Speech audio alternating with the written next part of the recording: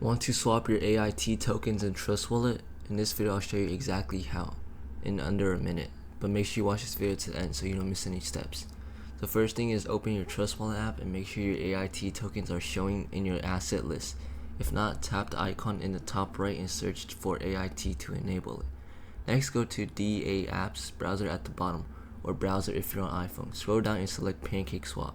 Since AIT is usually on the Binance Smart Chain, once PancakeSwap loads, tap Connect Wallet at the top and choose Trust Wallet.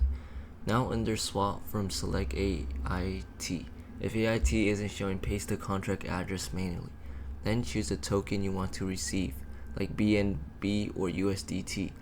Enter the amount you want to swap, and just slippage if needed, usually around 1 to 3%. Then tap Swap.